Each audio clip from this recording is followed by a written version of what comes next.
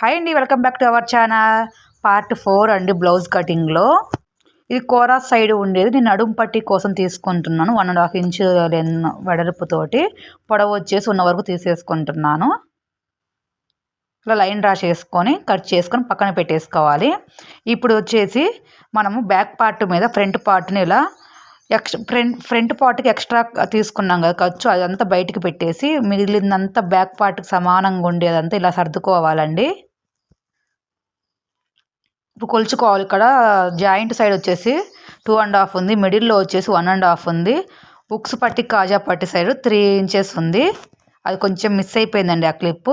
మనకు వచ్చేసి మిగిలిన ఈ క్లాత్ షేప్ పట్టి వచ్చేసి బ్యాక్ పార్ట్ ఎంత ఉందో అంత వెడల్పులో తీసుకోవాలి.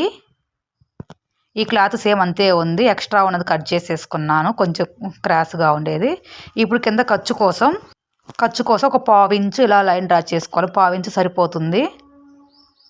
అలా డ్రా చేసుకున్నాక ఫస్ట్ టేప్ పెట్టిన సైడ్ వచ్చేసి 3.5కి లైన్ డ్రా చేసుకోండి. ఇటు సైడ్ వచ్చేసి 3 ఇంచెస్కి లైన్ డ్రా చేసుకున్నాక 3.5 సైడ్ నుంచి 3 సైడ్కి ఇట్లా ఒక లైన్ మీద 3 ఇంచెస్ వరకు లైన్ డ్రా చేసేసి పైకి వచ్చేసి 2.5 దగ్గర ఇలా మార్క్ పెట్టేసేసి మళ్ళీ పైన ఒక 1/4 ఇంచు ఖర్చుకి చిన్నగా ఒక మార్క్ చేసుకోండి.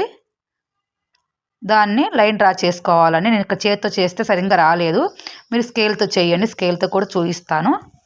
మన వీడియోస్ నచ్చుతున్నట్లయితే ప్లీజ్ అండి సబ్స్క్రైబ్ చేసుకొని లైక్ చేసి షేర్ చేయండి. ఇంకా క్లియర్గా చెప్పడానికి నేను ట్రై చేస్తాను, సపోర్ట్ చేయండి. చూడండి ఇలా లైన్ డ్రా చేసుకున్నాక కట్ చేసేసుకోవాలి. కొంచెం షేప్ పట్టి ఎక్కువ ఉన్నట్లే చూసుకోండి, ఎందుకంటే తక్కువ అయితే జాయింట్ చేయడం చాలా కష్టం అవుతుంది.